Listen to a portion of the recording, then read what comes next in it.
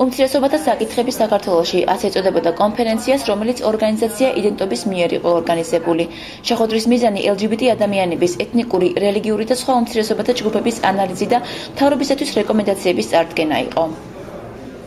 ღევანდელი კვლევა, რომელიც წარდგება არის, იკვლევს გეი, ბისექსუალი და ტრანსგენდერი მამაკაცების სოციალურ მდგომარეობას საქართველოში.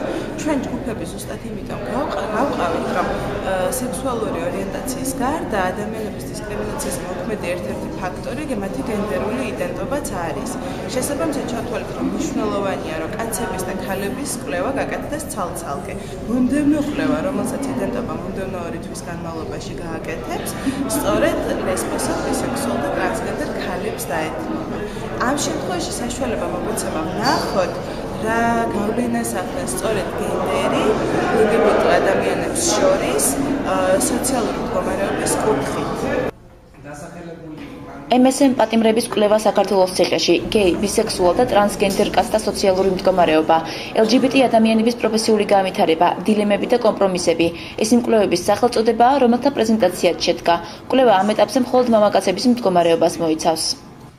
ტენდენციები არის ის, რომ დასაქმშრომის უფლება მიუხედავად იმისა, რომ კანონმდებლობა თითქოს ამ ადამიანებს იცავს, მაინც სამსახურში ორიენტაციის მალვა ძალიან დიდ სტრესთან არის დაკავშირებული და ამის გამო LGBT ადამიანებს ხშირად უწევთ საკუთარი პირადი ბედნიერების და კმაყოფილების ხარჯზე რაღაცების დამალვა, რაც შესაბამისად აისახება მათ პროფესიულ განვითარებაზე. რაც ეხება ციხეებში მდგომარეობას, ეს ძალიან მძიმეა, იმიტომ რომ სეგრეგაცია ხდება, ესეთია სამწუხაროდ ციხის კულტურა. იმ ადამიანების, ვინც სქესობრივ კავშირით კავშირდებიან კაცებთან, კაცებთან და ისინი ცალკე არიან მოთავსებული. ჩვენ ამ კვლევის განმავლობაში ჰქონდა თანამშრომლობა და ინფორმაციას უზიარებდით სამინისტროს, რომლის თანხმობითაც იყო ეს პროექტი განხორციელებული, მისი მან დაგვიშვა ციხეებში და ჩვენი რეკომენდაციები ძირითადად ეხება სოციალური სერვისების გაუმჯობესებას, რამაც უნდა გამოიწვიოს ამ ადამიანების მდგომარეობის გაუმჯობესება. ფსიქოლოგიური ზეწოლა ახლობლების მხრიდან, სწავლისა თუ გარესამყაროსთან ურთიერთობის აკრძალვა, დისკრიმინაცია სამსახურში. კვლევისას 100 ადამიანი გამოიკითხა. მათი უმეტესობა აცხადებს, რომ სამუშაო ადგილას საკუთარ იდენტობას მალავს. შეხვედრას სხვადასხვა ორგანიზაციების წარმომადგენლებიც ესწრებოდნენ, რომლებმაც ეთნიკურ, რელიგიურ, ქალთა უფლებრივ მდგომარეობასა თუ შშმ პირებთან დაკავშირებით მცირე რეზიუმე გააკეთეს. ამ კვირაში გეგმება, რომ პარლამენტმა რეგულარულ სესიაზე დადგენილებით მიიღოს გენდერული თანასწორობის სამხედრო გეგმა 2014-2016 წლების.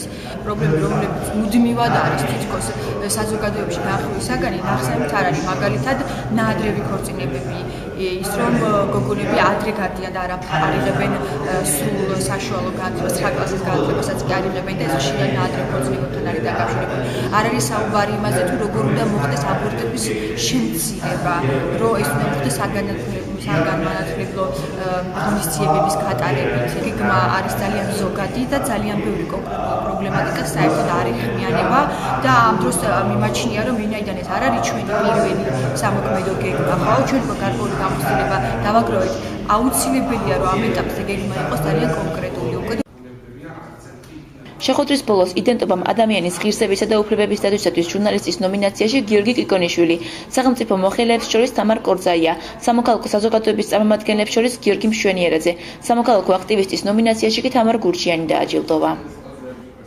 ძალიან ბევრი მეგობარი და ჩემი მეგობრის ოჯახის წევრი იყო კიევში იმ შეტაკებების დროს და ვადევნებდით თვალყურს რა ხდებოდა კიევში და 16 იანვარს კიევში მიიღეს რუსული კანონმდებლობა ნაწილი ყოველ შემთხვევაში. აკრძალეს დემონსტრაციები, ესე იგი Foreign Agents Law რო არის ესეთი ცნობილი არასამთავრობო ორგანიზაცია, რომელიც ხოლმე დაფინანსებას უკრძალავდა და ამ შემდეგ ეს რაღაცა საოცარ კურიოზულ და შოქში ჩამოდგეთ ვითარებაში რუსეთის უკრაინის ვერხონარა და მიიღო ეს კანონმდებლობა. მოგეთ იმის თქმა მინდა, რომ ეს მოცოცავს ნელ-ნელა საქართველოსკენ და ეს უთანასწორობის და წარმოუდგენელი ამორალობის ლეგიტიმაცია და ლეგალიზაცია მოხდება ჩვენს ქვეყანაში. ჩვენ ამ სასამართლოს პირობებში, რომელიც სრული პასუხისმგებლობით ვამბობ, რომ არის სამარცხვინო და ამ პარლამენტის პირობებში, რომელიც რომელსაც ნამდვილად არ გაუჭირდება იგივე განაცხადებები მიიღოს, რასაც უკრაინის ვერხონა რა დაიღებს ამ წუთებში.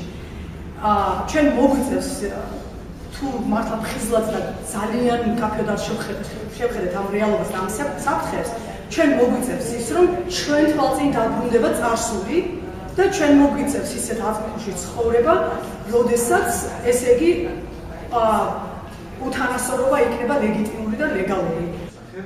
იდენტობის წარმომადგენლები ამბობენ, რომ ჯილდო ყოველწლიური გახდება. მომავალი წლიდან ნომინაციათა კატეგორია გაფართოვდება და მას ექიმები, მეწარმეები, სასულიერო პირები და მასწავლებლები დაემატებიან. ამასთან წესდება ნომინაცია რკინის ტაბურეტი, რომელსაც ის ადამიანი მიიღებს, რომელმაც განსხვავებულობის მიმართ შეუწყნარებლობით ყველაზე მეტად გამოიჩინა თავი. რეპორტაჟი მომზადდა პროექტ გენდერულად სენსიტიური ინფორმაცია გენდერული თანასწორობისათვის საქართველოში ფარგლებში, რომელსაც ხალხთა საინფორმაციო ცენტრი ფონდის კვინა ტილკვინას ფინანსური მხარდაჭერით ახორციელებს.